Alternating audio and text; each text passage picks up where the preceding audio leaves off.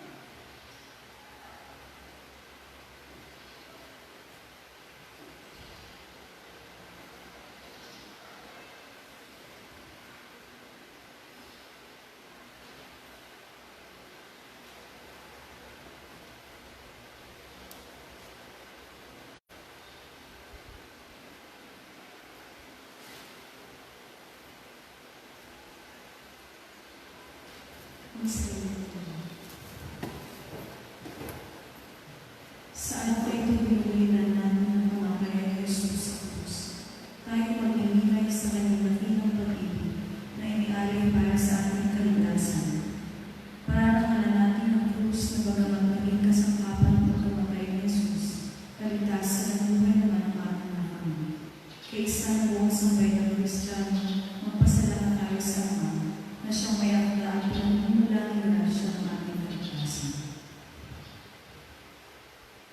Ama namin kapangyarihan, alalahan mo ang iyong awa at pagmamahal at sa iyong paglingap gawin mo banal kami lahat na siyang dahilan kaya't ako'y dumanak mula sa iyong nagpakasakit na anak upang pagsaluhan kami sa pag-ibig sa piling ng pagkamatay na kanyang itinatagbilan namin na kapamagitan kasama ng Espiritu Santo magpasawalan ng Diyos. Amen. Subuan.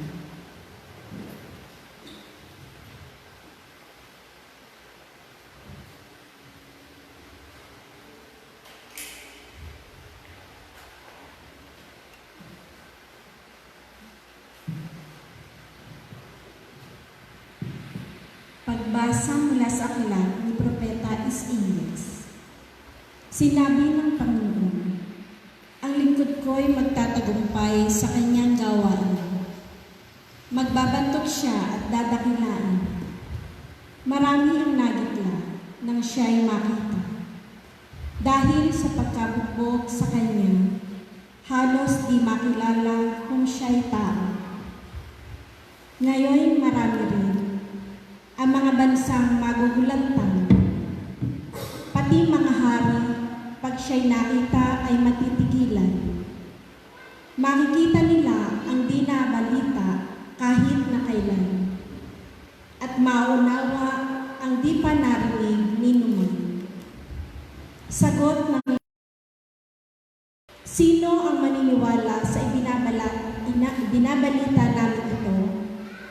Sino ang makapagpapatunay na pahihintulutan ito ng Panginoon?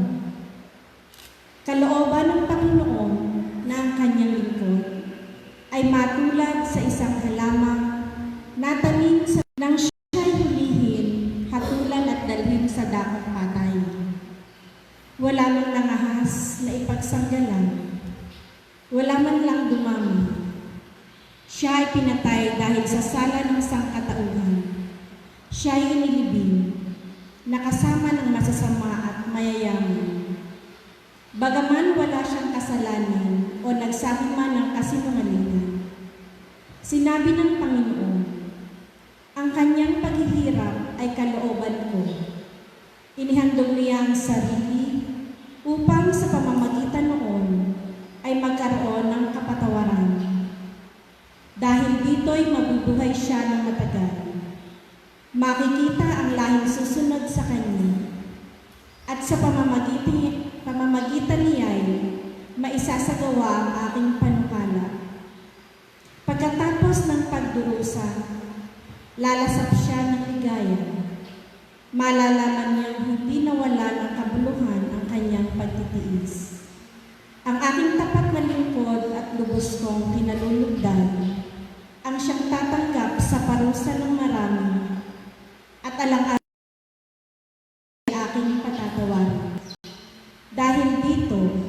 Siya'y aking pararangalan, kasama ng mga dakila. Pagkat kusang loob niyang ibinigay ang sarili at nilasap ang kaparusahan ng masasama. Inako niya ang makasalanan at idinalangin sila'y patawarin. Ang salita ng Diyos. Salamat sa Diyos. Salmong tugunan. Ama, sa mga kamay mo, habilin ko ang buhay ko. Ama, sa mga kamay mo, habilin ko ang buhay ko. Sa iyo, O Poon, ako'y lumalapit, upang ingatan mo nang hindi malupi. Sa mga kamay mo, habilin ko'y buhay ko, tagapagligtas ko, tapat at totoo. Ama, sa mga kamay mo, habilin ko ang buhay ko. Lahat kong kaaway ay humahalakha, pati kapitbahay ako'y hinahama. Dating kakilala ay nagsisiilag, kung masalubong ko ay nagsisiiwas. Nilimot na ako tulad ng namatay, di na pinapansin, parang yagit lamang. Ama, sa mga kamay mo, habilin ko ang buhay ko. Subalit, O Poon, ang aking tiwala ay nasa sa iyo, Diyos na dakila. Sa iyong kalinga, umaasa ako, laban sa kaaway ay ipagtatanggol mo, at sa uusig na sinumang tao. Ama, sa mga kamay mo, habilin ko ang buhay ko. Itong iyong lingkod, sana ay lingapin. Ingatan mo ako at iyong pagpalain. Iligtas mo ako at iyong sagitin. Tanda ng pag-ibig na din magmamali. O magpakatatag ang mga nilikha. Lahat ng puon ay nagtitiwala. Ama, sa mga kamay mo, habilin ko ang buhay ko.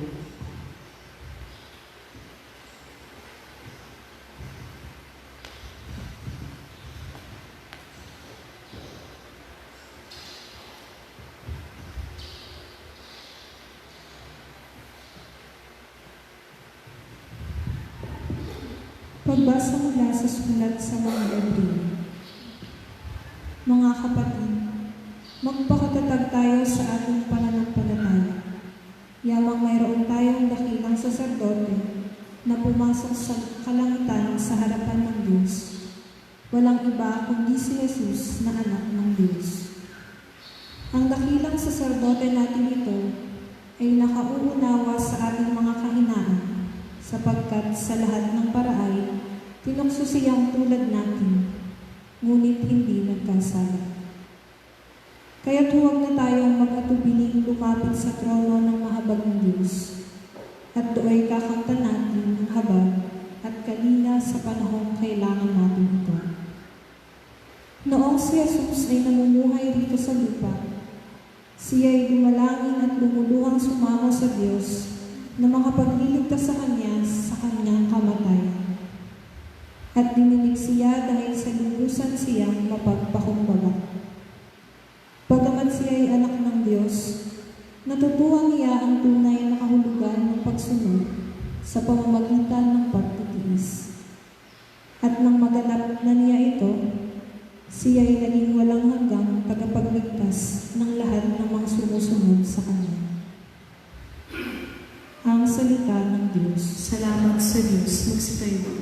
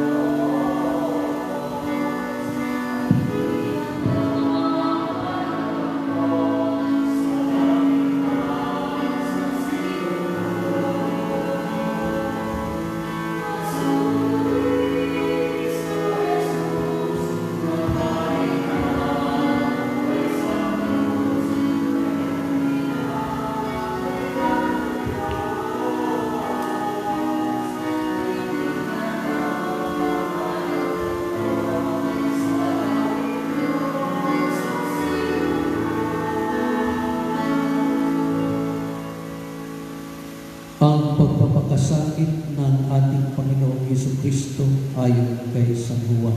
Papuri sa iyo, Panginoon. Noong panahong iyon, umalis si Jesus kasama ang kanyang mga alagad. Pumunta sila sa ibayan ng Bati Cedron at pumasok sa isang halamanan doon. Ang lugar na ito ay alam ni Judas na nagkanulo sa kanya, sapagkat madalas magpunta roon si Jesus at ang kanyang mga alagad. Pumaroon si Judas kasama ang ilang bantay sa templo at isang pangkat ng mga kakawal, napadala ng mga punong saserdote at mga pariseo. May dala silang mga parol, sulong at sandata. Alam ni Jesus ang lahat ng mangyayari sa kanya, kaya't sila'y sinalubong niya at tinanong, Sino ang hinahanap ninyo? Si Jesus ng taga-Nazaret. Ako si Jesus. kaharap nila si Judas na nagkanulo sa kanya. Nang sabihin ni Jesus na siya nga, napaurong sila at nabuwal sa lupa. Muli siyang nagtanong, Sino nga ba ang hinahanap ninyo? Si Jesus na taga-Nazaret. Sinabi ko na sa inyo, ako si Jesus. Kung ako ang hinahanap ninyo, hayaan ninyong umalis ang mga tao ito. Sinabi niya ito upang matupad ang kanyang salita. Walang napahama kahit isa sa mga binigay mo sa akin, Ama. Binunot ni Simon Pedro ang kanyang tabak at tinaga ang alipin ng pinakapunong saserdote. Natigpas ang kanang kainan ng alipin yaon na ang pangalay Malco. Sinabi ni Jesus kay Pedro, Isalo mo ang iyong tabak. Dapat kong inumin ang kalis ng paghihirap na ibinigay sa akin ng Ama. si Jesus ay dinakip at ginapos ng mga bantay na Hudyo at ng pangkat na mga kawal sa pamumuno ng kanilang kapitan. Siya ay dinala muna kay Anas na biyanan ni Caiaphas na pinakapulong saserdote ng panahong iyon. Si Caiaphas ang nagpayo sa mga Hudyo na mas mabuti para sa kanila na isang tao lamang ang mamatay alang-alang sa bayan. Si Simon Pedro at ang isa pang alagad ay sumunod kay Jesus. Kilala ng pinakapulong saserdote ang alagad na ito, kaya't nakapasok siyang kasama ni Jesus sa patio ng bahay ng pinakapulong saserdote. Naiwan naman si Pedro sa labas ng pintuan. Lumabas ang alagad na kilala sa pinakapulong saserdote. Kinausap ang dalagang nagbabantay sa pinto at pinapasok si Pedro. Si Pedro ay tinanong ng dalaga, Hindi ba't isa ka sa mga alagad ng taong yan? Sumagot si Pedro, Hindi. Maginaw noon, kaya't nagbabaga ng uling ang mga alipin at mga bantay at tumayo sa paligid ng siga upang magpainit. Nakihalo si Pedro at nagpainit din.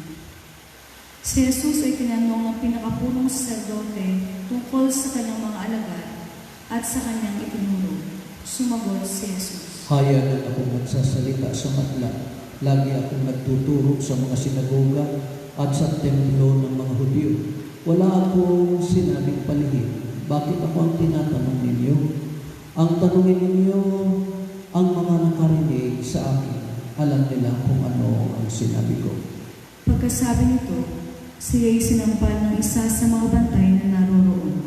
Bakit mo sinasagot ng ganyan ang pinakapulong saserdote? Siya ni Jesus. Kung nagsalita ako ng masama, patunayan mo. Ngunit kung mabuti ang sinabi ko, bakit mo ako sinampal? Si Jesus ang nagagapos pa noon ay pinadala sa Anas kay Caiaphas. Samantala, naroon pa rin si Simon Pedro at nagpapainit. Siya ay tinanong nila. Hindi ba't alagad ka ng taong iyan? Sumagot si Pedro. Hindi. Tinanong naman siya ng isa sa mga alipin ng saserdote, kamag-anak ng lalaking tinigpasan niya ng tainga. Di ba ikaw ang nakita ko kasama ni Jesus sa halamanan? Muling itinatuwa ito ni Pedro, siya namang pagkilaot ng manok. Mula sa bahay ni Caiaphas, si Jesus ay dinala nila sa palasyo ng gobernador. Umaga na noon. Hindi pumasok ang mga Hudyo sa palasyo ng gobernador upang sila'y huwag maituring na di karapat-dapat kumain ng hapunang Ano ang sakdal ninyo laban sa taong ito? Sumagot sila. Kung hindi po siya gumawa ng masama, hindi namin siya dadalhin sa inyo. Sinabi sa kanila ni Pilato. Dalhin ninyo siya at tutulan ayon sa inyong kautusan. Sumagot ang mga Hudyo. Wala po kaming kapangyarihan humatol ng kamatayan kanino man. Nangyari ito pa upang matupad ang sinabi ni Jesus tungkol sa paraan ng kanyang pagkamatay. Si Pilato ay pumasok ulit sa palasyo at tinawag si Jesus. Ikaw ba ang hari ng mga Hudyo? Sumagot si Jesus. Iyan ay galing sa inyong sariling isipan o may nagsabi sa inyo? Tinanong siya ni Pilato. Ako ba'y Hudyo? Ang mga kababayan mo at ang mga punong saserdote ang nagdala sa iyo rito. Ano ba ang ginawa mo? Sumagot si Jesus. Ang kaharian ko'y hindi sa sanlibutan ito. Kung sa sanlibutan ito ang aking kaharian, ipinakipaglaban sana ako ng aking mga tauhan at hindi na ipagkanulo sa mga Hudyo. Ngunit hindi sa sanlibutan ito ang aking kaharian. Kung gayon, isang hari. Sabi ni Pilato. Sumagot si Jesus. Kayo na ang nagsasabing ako'y hari. Ito ang dahilan kung bakit ako'y pinanganak at naparito sa sanlibutan upang magsalita tungkol sa katotohanan. Nakikinig sa aking tinig ang sinumang nasa katotohanan. Ano ba ang katotohanan? Tanong ni Pilato. Pagkasabi nito, muling lumabas si Pilato at sinabi sa mga Hudyo. Wala akong makitang kasalanan sa tao ito. Ngunit ayon sa inyong kaugalian, dapat akong magpalaya ng isang bilanggo kung araw ng Pasko. Ibig ba ninyong palayain ko ang hari ng mga Hudyo? Hindi, huwag siya kung si Barabas. Si Barabas sa isang tulisan. Kaya't pinakuha ni Pilato si Jesus at pinahagupit. Ang mga kawal ay kumuha ng halamang matinik, ginawang korona, at ipinutong kay Jesus. At sinuutan siya ng balabal na purpura. Isa't isa'y lumapit sa kanya at ang wika. Mabuhay ang hari ng mga Hudyo! At si Jesus ay pinagsasampal. Lumabas uling si Pilato at sinabi sa kanila. Ihaharap ko siya sa inyo upang malaman ninyo na wala akong makitang kasalanan. At inilabas ni Jesus, si Jesus na may koronang tinig at balabal na purpura. Sinabi sa kanila ni Pilato. Narito ang tao.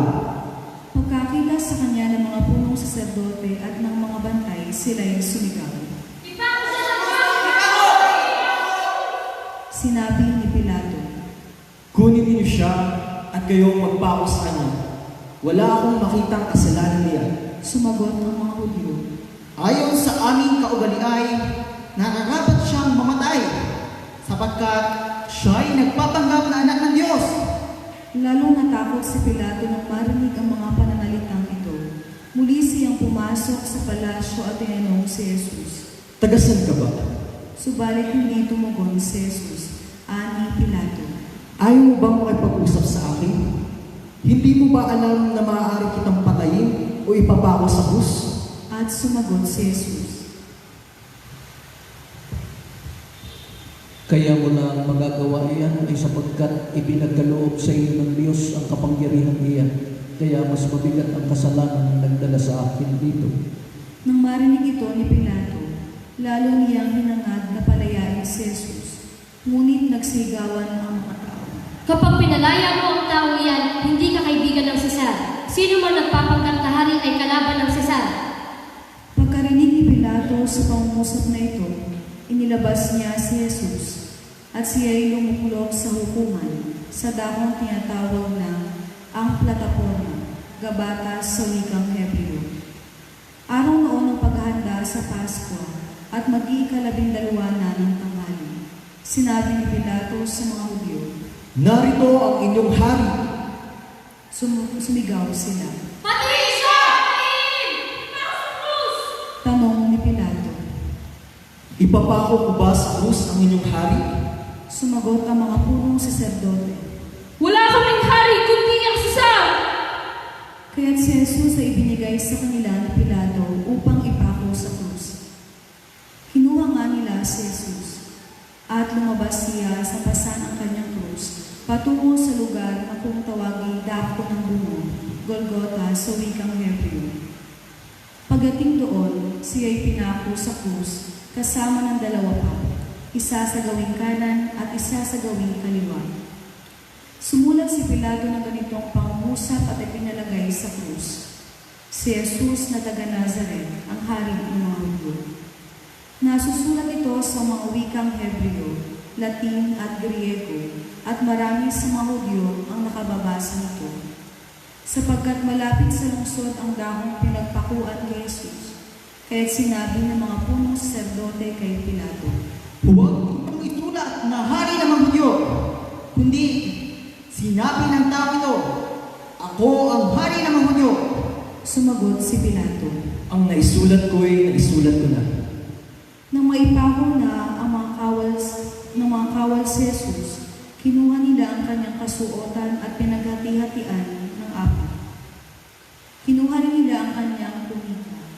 Ito ay walang tahi at hinabi ng buo mula sa itaas hanggang sa ibaba. Nag-usap-usap ang mga kawal. Huwag nating ulitin ito. Magsama na lamang tayo para malaman kung kanino ito mauuwi. Nangyari ito upang matupad ang isinasaad ng kasulatan. Pinaghati-hatian nila ang aking mga damit ay kanilang pinagsapalaran.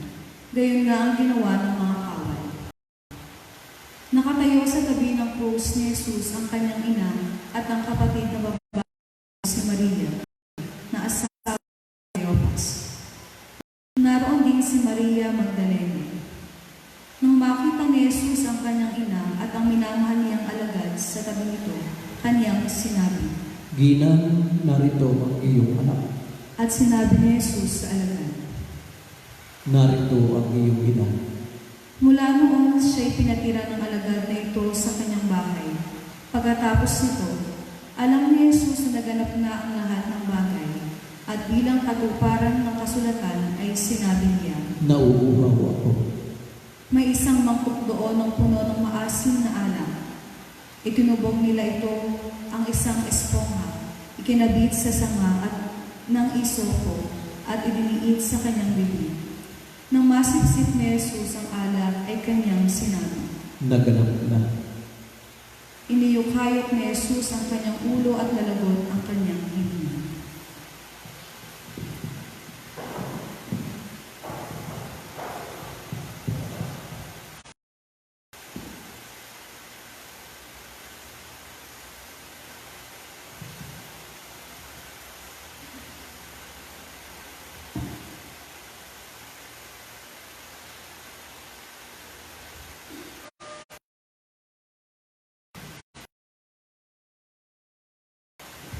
Nooy araw ng paghahanda at ayaw ng mga Hudyo na manatili sa krus ang mga bangkay sa araw ng pamamahinang, sapagkat dakila ang araw ng pamamahinang ito.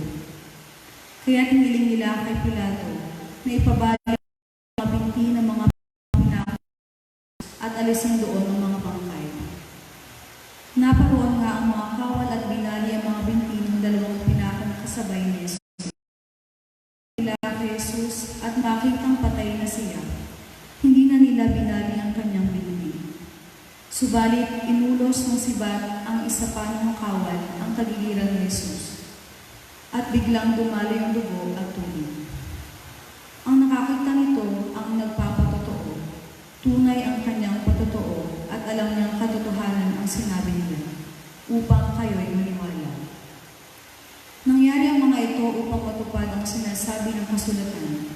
Walang mababalisa man sa kanyang mga buto. At sinabi naman ng ibang bahagi ng kasulatan, pagmamasdan nila ang kanilang inulos. Pagkatapos nito, si Jose na taga Arimatea ay nagsadya kay Pilato upang humingi ng pahintulot na makuha ang bangkay ni Jesus. Si Jose isang alagad ni Jesus. Ngunit palihim nga lamang dahil sa takot sa mga Hudyo. At pinahintulutan siya ni Pilato, kaya't kinuha ni Jose ang bangkay ni Jesus. Sumama sa kanya si Nicodemo, may dalang pabango, mga sandang libra na pinaghalong mira at alak. Siya ang nagsadya kay Jesus isang gabi. Kinuha nila ang bangkay ni Jesus at nilagyan ng pabango habang ibinabalot sa kayong ayon sa kaugalian ng mga gulo. Sa pinagpakuan kay Jesus ay may isang halamanan, at dito ay may isang bagong libingang hindi pa napaglilibingan. Hiyamang mo ay araw ng paghahanda ng mga Hudyo, at dahil sa malapit naman ang libingang ito, doon nila inilibing si Jesus. Ang mabuting balita ng Panginoon. Pinupuri ng Panginoong Jesucristo.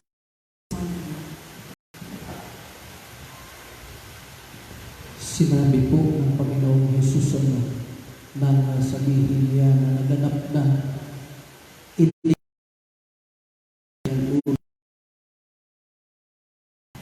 ito po yung tagpo ng pagkamatay ng ating Panginoong Jesucristo sa krus. At siguro po sa araw na ito, kung ating sinusubaybayan ang pagbasa ng Ebanghelyo, siguro damang-dama natin ang tawag ng sakripisyo.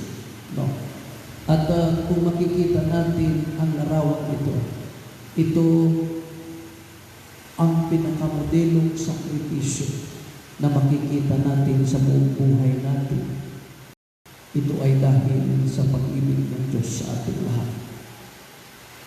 Ang pag-ibig na ito ay mananatiling matatag ng pag-ibig ng Diyos sa harap ng kasalanan at ang pagsuway nating lahat na siyang tunay na pag-ibig na inihahaan sa atin ng Diyos. At walang nakugihigit pa dito sa pag-ibig na ito. Na kung ating titingnan at pag-aaralan, alam ba talaga natin ang umibig sa bahagi ng itinahayag ng Panginoong Jesucristo?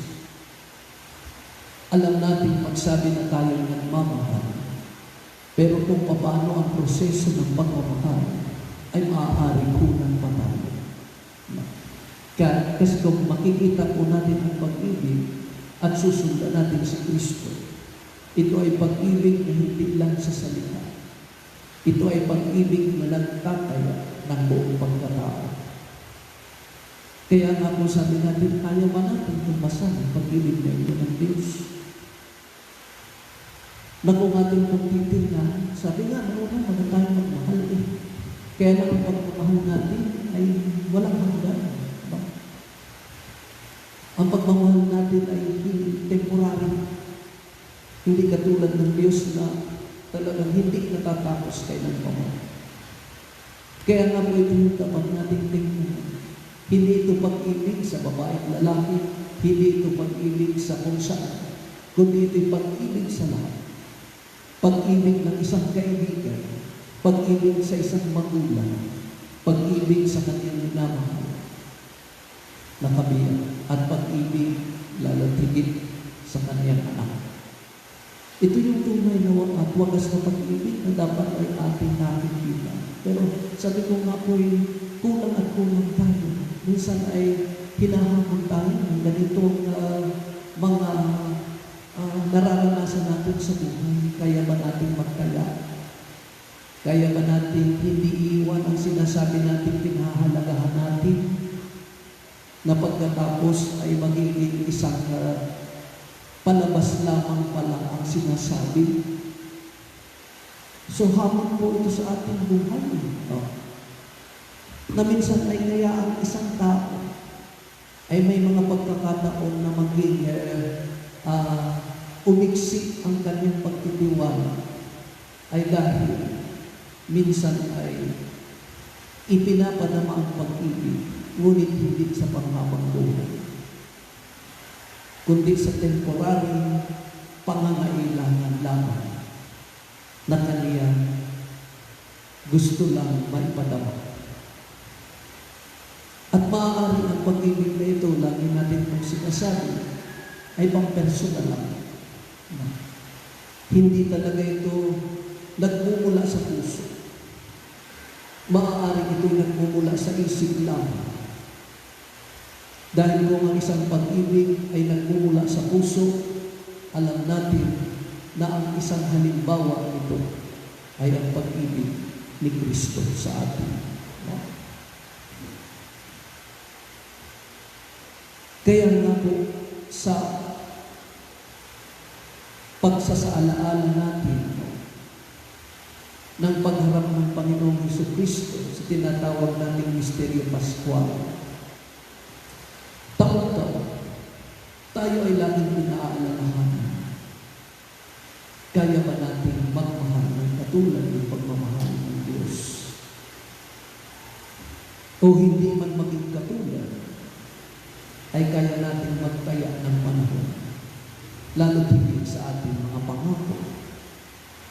Kaya po, mahirap mangako. Mahirap po mangako. Dahil kung tayo ay nangangako at hindi natin matupad, alam natin na tayo ay may maririnig na hindi maganda sa ating pinangakuan. Ang Panginoong Jesucristo, kung atin pong makikita sa kanyang pagkatao, humarap din siya sa isang kahinaan. Humarap din siya sa mga pagkakataon na kailangan niya ang Ama. Lalo tigit alam niya siya ay mamamatay. Kaya nga po doon sa senaryo ng pagharap niya sa kamatayan, sinabi niya na, Ama, kung maaaring ilayo mo sa akin ang kalis na ito, hindi sa kagustuhan ko, kundi sa kagustuhan mo. Pero hindi mangyayari ang kanyang hinihiling. Bakit po? Dahil hindi magaganap ang wagas na pag-ibig na ipapahayag sa atin ng Diyos.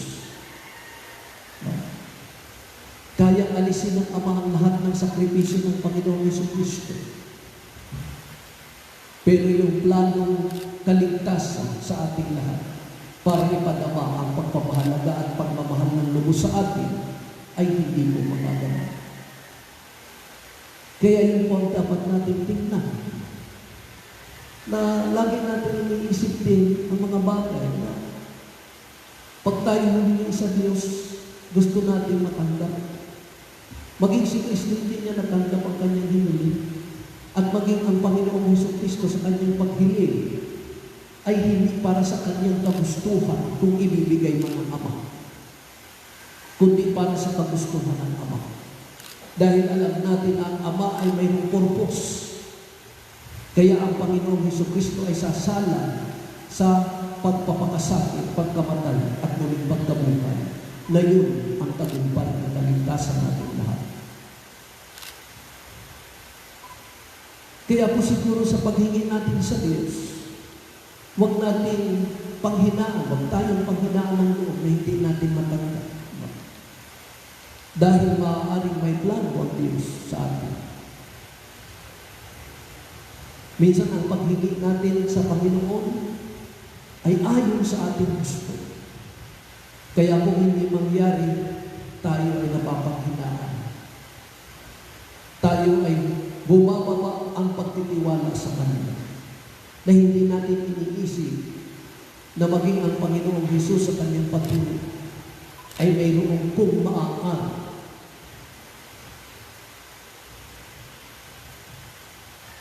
Kaya sana po tayo ay magkaroon ng isang magandang pagninilay dito. Na hindi man ibigay ng Diyos sa atin ang gusto nating mangyari at makamtan sa ating buhay, hindi yan nangangahulugan na tayo ay pinamayaan ng Diyos. Hindi yan nangangahulugan na tayo ay hindi na mahal ng Diyos.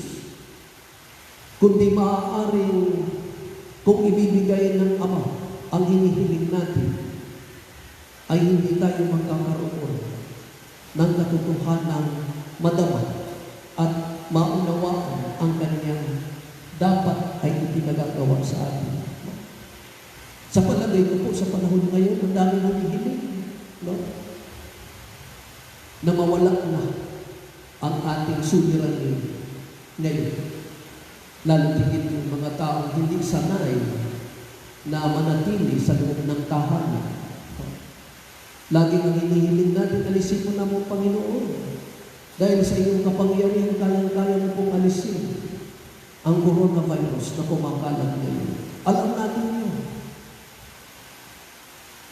Pero hindi lang yun ang dapat natin tingnan. na sa ating paghiling ay gagawin agad ng Diyos. Baka ito ay nagpapatuloy dahil mayroong gustong iaral sa atin ang Panginoon.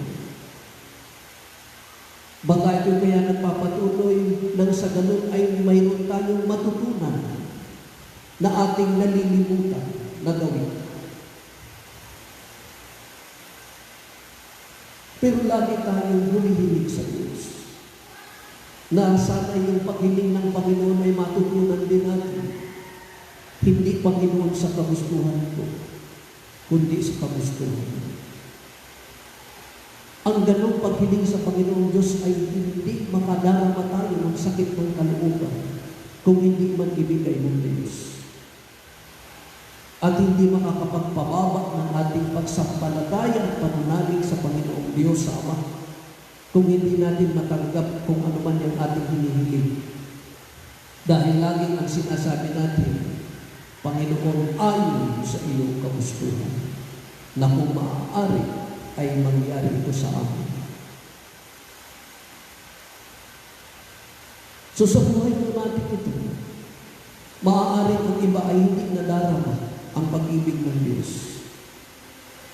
Dahil sa mga pagkakataon na hindi nga nagaganap ang gustong mangyari sa kanilang buhay, na gustong ibigay ng Diyos sa kanila.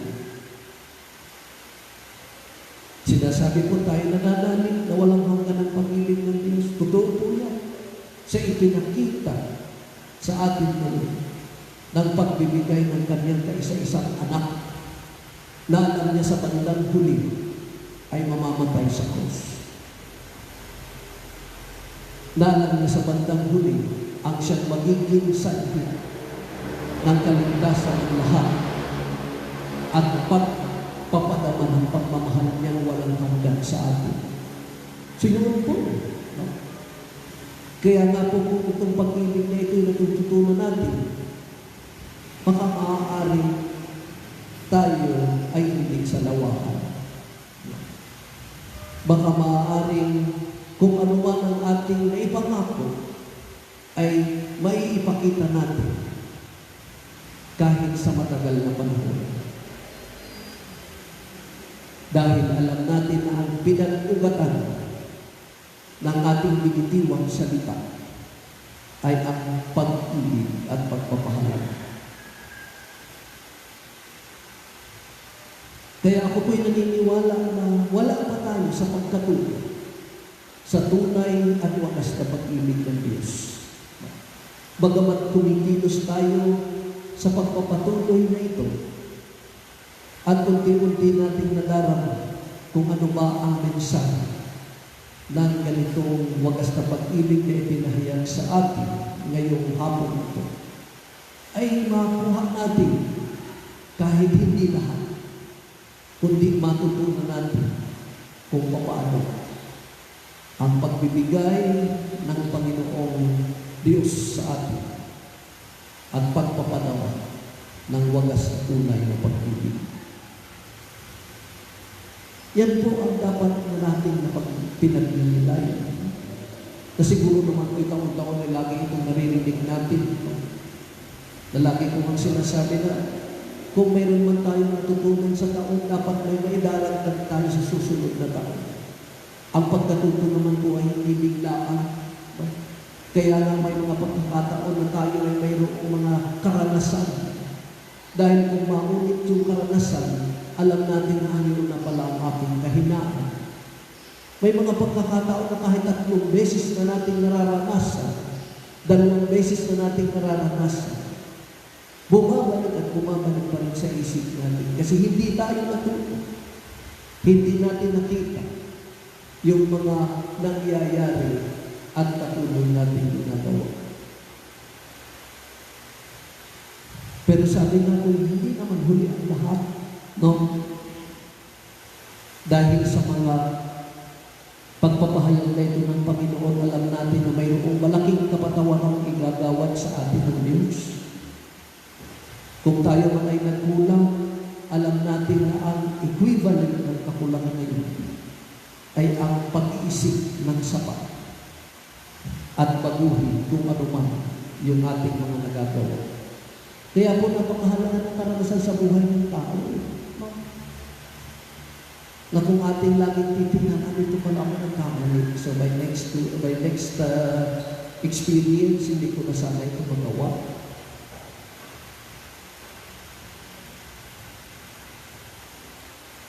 Minsan ay atin po itong tingnan sa buhay natin. Nasabi nga po sa mga nagmamahal, ibibigay ko ang lahat para sa inyo. Pag sinabi ng minamahal na, kung ibibigay mo, alisin mo ang mga ginagawa mo hindi tama. Pero ang nangyayari po, karamihan sumusunod. Pero may mga iba na talagang temporary lamang. Kung nakuha na niya ang kaniyang interest, babalik na naman ang dating attitude. Pero hindi rin po tayo natutulog. No? Kaya ang pinakamaganda po, lagi natin tunghayan yung Kristong nakabayubay. Bakit ba ginawa ng Diyos yan? Bakit ba ginawa ni Kristo yan? At bakit ba yan ipinahayag ng Ama? Wala pong iba, kundi may pakita ng Diyos sa atin at ni Kristo na siya ay nahahandang harapin ang sakripisyo dahilan sa wagas na pag-ibig niya sa ating lahat. At hindi lang po yun ang dapat natin matutunan.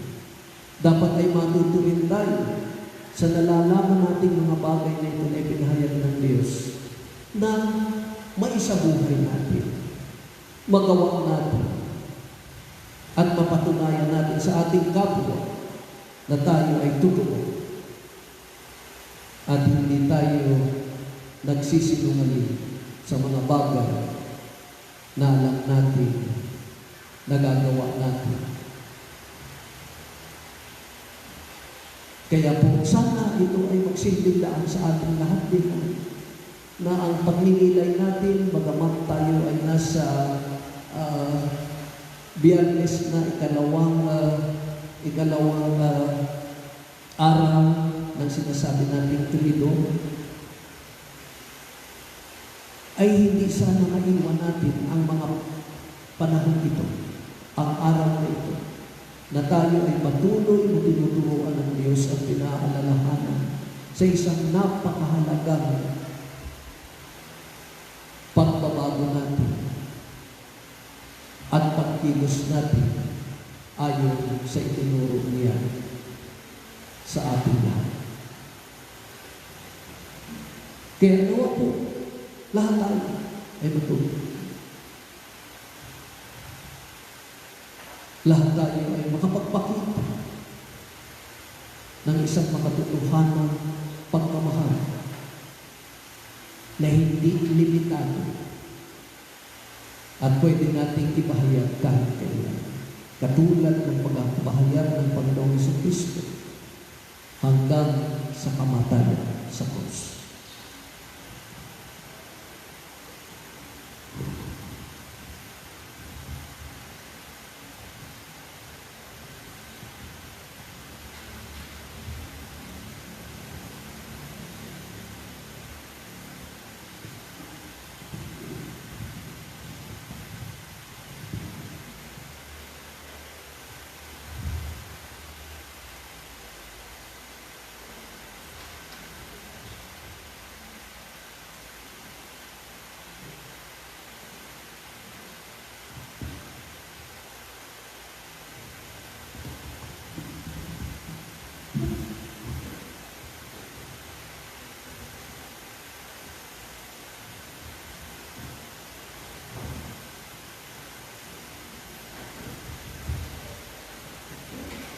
Para sa banal na simbahan, idalangin natin, mga mahal kong kapatid, ang banal na sambayan ng Diyos sa buong daigdig upang pagkalooban ng kapayapaan at pagtutok, pagkakaisa at pagtataguyod ang mga kaalam nito sa sansinuko at upang tayo bigyan ng pamumuhay na matiwasay para tayo ay makasamba sa Diyos, Ama natin makapangyarihan.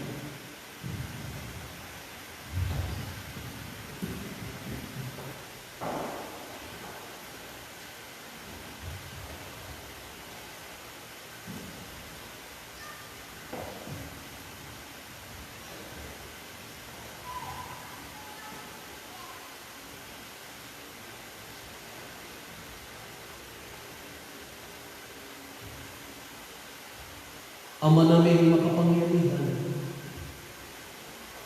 sa katauhan ng anak mo si Kristo, ipinahayag mo ang iyong kadakilaan sa lahat ng mga tao. Lingapin mo ang iyong mga ginawa dahil sa pag-ibig upang ang iyong sambayan ng laganap sa buong daigdig ay mamalaging matatag sa pananampalataya ng iyong bigay para sambahin ang banal mong ngalan.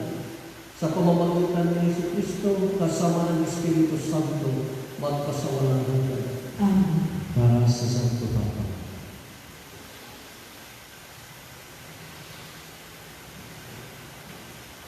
Idalangin natin ang ating banal na Papa na si Francisco na hinihilang ng Diyos sa hangay ng mga tagapangasiwa upang kanyang bigyan ng kalusugan at mahabang buhay para sa kapakanan ng banal na sambayanan, ipinagkatiwala sa kaniya para paglingkuran.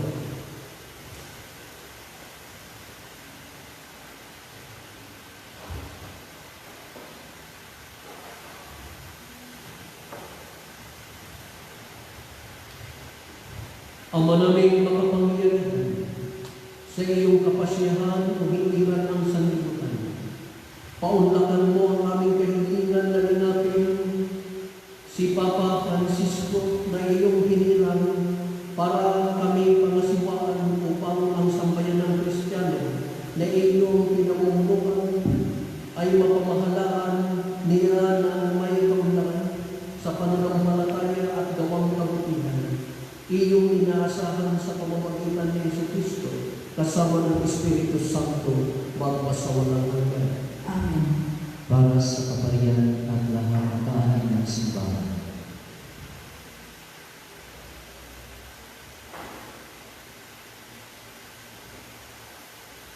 Idalangin din natin na sa Reynan ng Ebanghelista natin ang Kristo, gayon din ang lahat ng mga obispo, mga pari at mga diyakon, at ang tanang kabilang sa sambayan ng Kristiyano.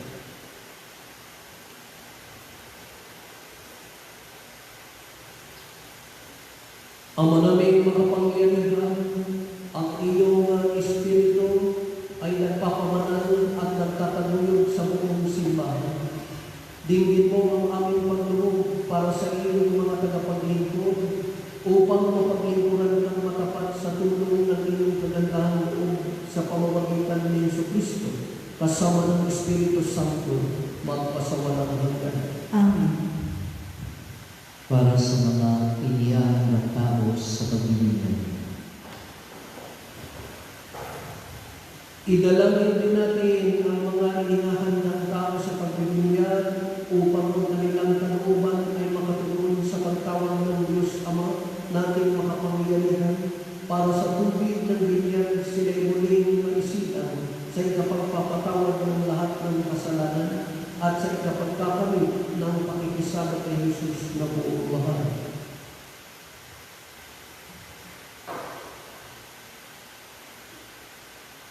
Ama naming makapangyarihan, lagi mong pinauunlad ng sambayanan sa pagkakaroon ng kalagdagang kabilang. Sa pananampalataya at pagkaunawa ay magkaroon naman ng pag-unlad ang mga inihahanda sa pagbibigyan upang sa muli nilang pagsilang bilang dinyanan sila'y mapabilang sa mga paalig ng iyong angkan. Sa pamamagitan ng Yesu Kristo kasama ng Espiritu Santo magpasawalang hanggan. Amen. Para sa pagkakalis ng mga Kristiyano. Idalangin din natin ang lahat ng ating mga kapatid na pawang kay Yesu Kristo na nanalig upang marapatin ang Diyos Ama nating mga kapangyarihan na sila'y tipunin at ingangin sa isa niyang sampayanan.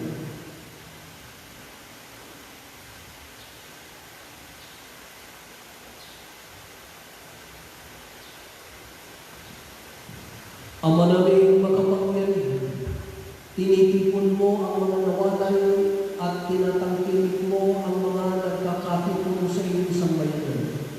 Lingapin mo ang mga kabilang sa kawan ng iyong anak na sa iyo itinalaga sa buklod ng isang binyag upang sila'y magkabuklo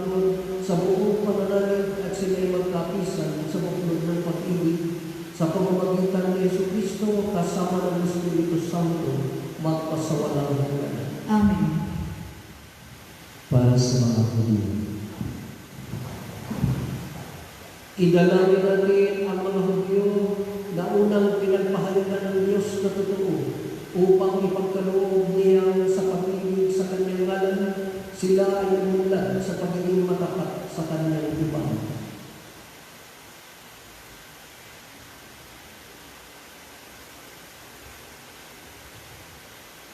Ama naming makapangyarihan, pinangatawanan mo ang iyong mga pangako kay Abraham at sa tanang sa kaniya ay sumila.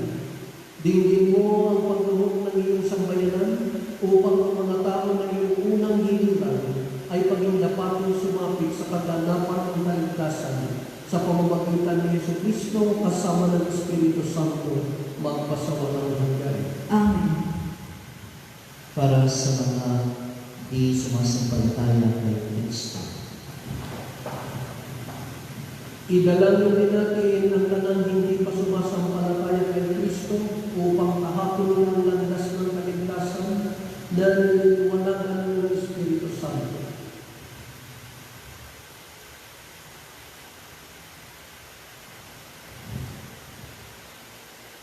Ama namin makapangyarihan, gawin mo ang mga hindi pa nananalig sa iyong anak ay makatulas sa katotohanan sa pamumuhay ng wagas at kami sa pag-ibig mo ay laging umunlad sa pagmamalasakit sa tanang sa iyong humahanap ay maging mga saksi, mapaniwalaan ng iyong dakilang pag-ibig sa sanlibutan sa pamamagitan ni Jesucristo kasama ng Espiritu Santo magpasawalang hanggan.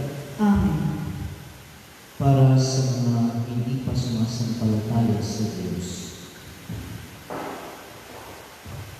Idalangin din natin ang mga hindi pa sumasampalataya sa Diyos upang pagindapatin sa Kanya'y makaluot sa paniniwalang wagas na kanilang sinusunod.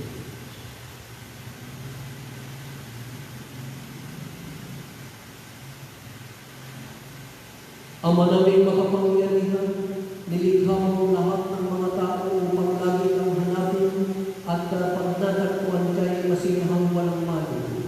Ipagkaloob mo kahit may mga di na nais-nais na malaking mamabanatan pa rin ng tanan ang mga pahiwati ng iyong pag-ibig at matanggap nila ang mga gawang kabutihan ng mga sumasampalataya bilang kapit-akil na katibayan na ikaw ang Diyos na totoo at amang aming pinanggalingan sa pamamagitan ng Jesucristo kasama ng Espiritu Santo magpasawalang hanggan. Amen. Para sa mga umuugit sa pamahalaan. Idalangin natin ang mga may tungkol maglingkod sa bayan at umuugit sa ating pamahalaan upang ang kalooban nila ay itaguyod ng amang may kapal alinsunod sa kaniyang kinalulugdan sa ikapagkakamit ng kapayapaan at kalayaan ng tanan.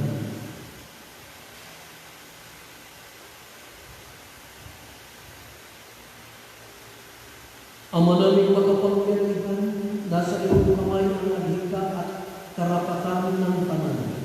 Tunghayan mo ang mga umuugit sa aming pamahalaan upang sumagana ang tanan sa sanlibutan sa ikapagkakamit ng kapayapaan at ikapapanatili ng kalayaan na ikaw ay sambahin alinsunod sa iyong loobin sa pamamagitan ng Jesucristo kasama ng Espiritu Santo magpasawalang hanggan.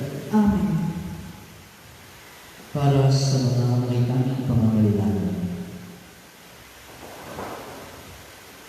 Idalangin natin mga kapatid sa Ama nating makapangyarihan na ang sanlibutan ay maibsan ng tanang katiwalian. Ang mga karamdaman ay malulasan, ang kagutuman ay maparang, ang mga nasa tingitan ay lumayang tuluyan, ang mga naaapi ay mahanap sa kawalang katarungan, ang mga naglalakbay ay maluwalhating sumapit sa panuntunan, ang mga nasa ibang bansa ay makauwi sa kanilang bayan, ang mga may sakit ay magkamit ng kagalingan, at ang mga nagkakataw buhay ay matiwasay na maligay.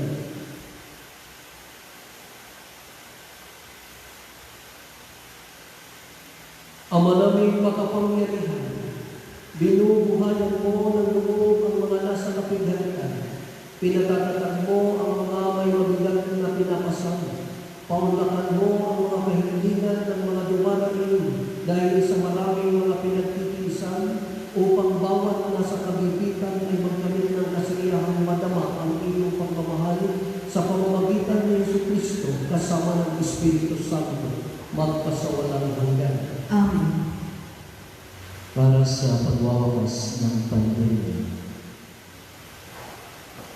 Mananangin tayo mga minamahal para sa agarang pagtatapos ng pandemya ng coronavirus na nananalasa sa ating daigdig upang ang ating Diyos at Ama ay paghinumin ang mga may sakit, palakasin ang mga kumakalinga sa kanila at tulungan tayong lahat na magtiyagang may pananalig. Makapangyarihan at nawang Diyos, bukal ng tanang buhay, kalusugan at kagalingan. Tuhayan mo may awa ang aming daigdig na nasasadlak sa karamdaman. Kami ipagsanggalan sa gitna ng matinding pagsubok na umuusig sa amin at sa iyong makaamang paghila, pagkalooban mo ng pagaling ang mga may sakit, lakas sa mga nangangalaga sa kanila, at tagumpay sa mga nagsisikap supuin ang salot na ito. Hinihiling namin ito sa pamamagitan ni Kristo aming Panginoon. Amen.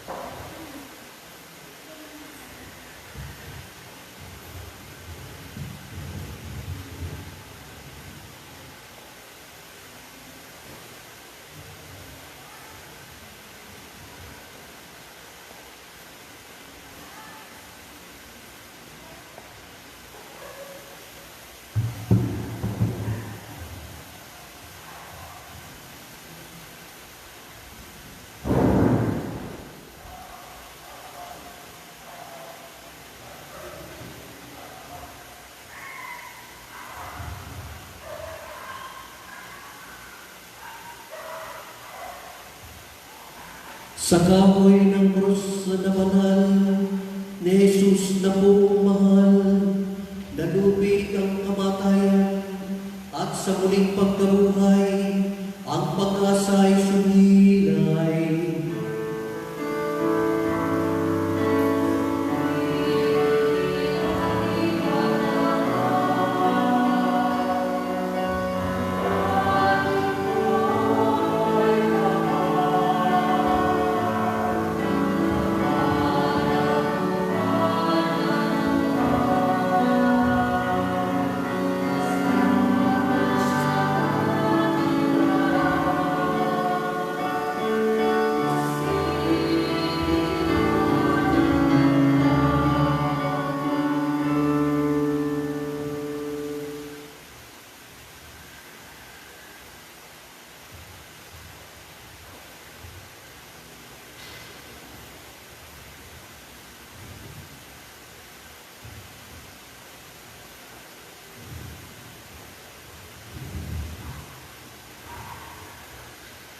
Sa kahoy ng krus na banal, ni Jesus na buong mahal, nalubig ang kamatayan, at sa muling pagkabuhay, ang pag-asa ay sumilay.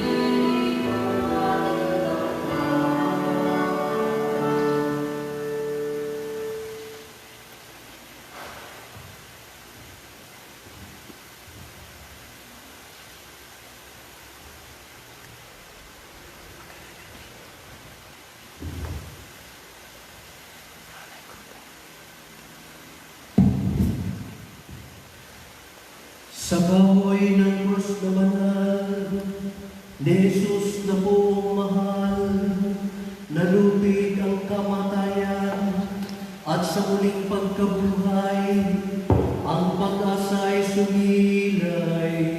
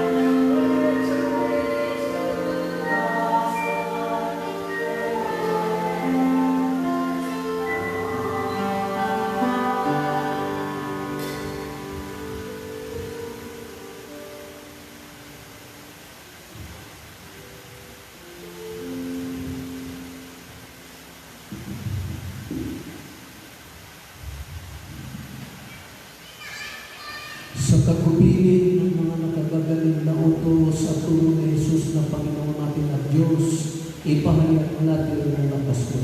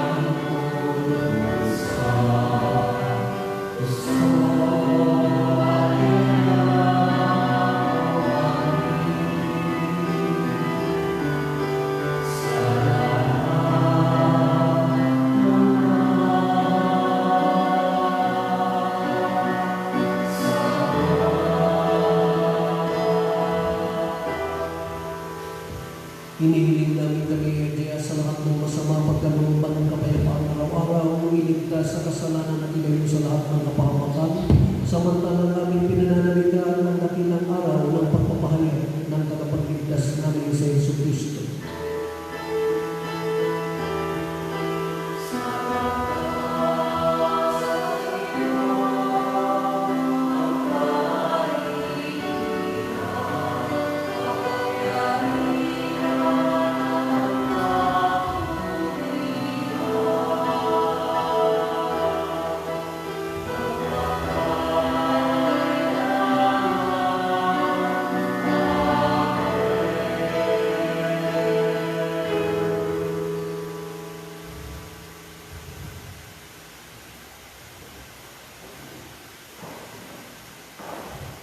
Ito ang kordero ng Diyos, ito ang nag-aalis ng mga kasalanan ng sanlibutan. Mapalad ang mga inaanyayahan sa kanyang piling. Panginoon, hindi ang karapat-dapat na magpatuloy sa iyo. Ngunit sa isang salita mo lamang ay gagaling.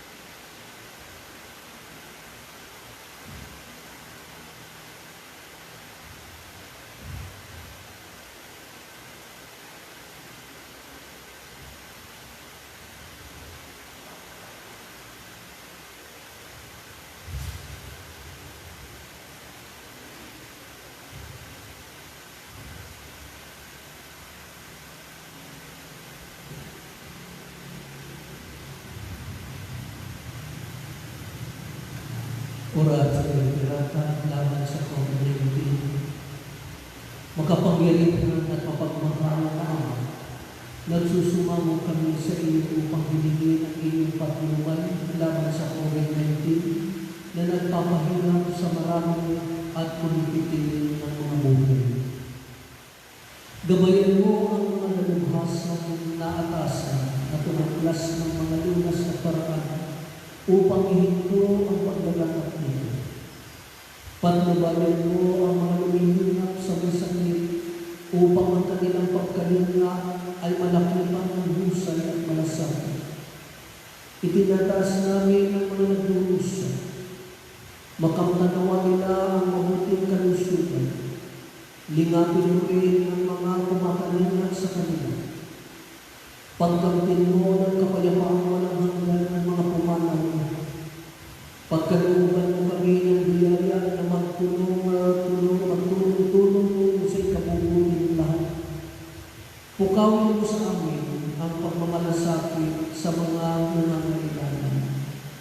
Hinihiling namin ito sa pamamagitan ng Jesucristo na nabubuhay at nagkakaroon kasama mo at ng Espiritu Santo ng isang Diyos magpasawalang hanggan. Amen. Dumulog kami sa iyong patnubay, mahal na ina ng Diyos. Pakinggan mo ang aming mga kahilingan sa aming pangangailangan at ipagadyan kami sa lahat ng kasalanan, maluwalhati at pinagpapagaling. Amen. Mahal na Maria, mapagpagaling sa may sakit. Ipanalangin mo kami. San Rafael Arcangel, Ipanalangin mo kami. San Roque, Ipanalangin mo kami. San Lorenzo, Ipanalangin mo kami. San Pedro Cardoso. Ipanalangin mo kami. Manalangin tayo. Ama namin mga pagmamahal, pinapakilaban mo kami sa natural na pagkamatay at pagkabuhay ni Kristo. Panatilihin mo sa amin ang ginanap ng iyong dakilang pag-ibig upang kami makapabuhay ng matapat sa pakikisalo sa dulo ng pagligtas. Sa pamamagitan ng Jesucristo kasama ng Espiritu Santo, magpasawalang hanggan. Amen.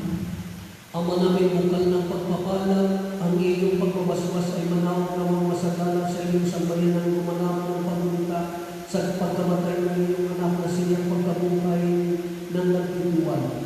Ang iyong pagpapatawan ay sumapit nawa sa tanan. Ang iyong pakikisamang maasahan ng iyong ibigay. Ang pananampalatayang banal na may maging matibay. Ang kaligtasan walang mali ay patatagin ng lulusan sa pamamagitan ng Jesucristo kasama ng Espiritu Santo magpasawalang hanggan. Amen.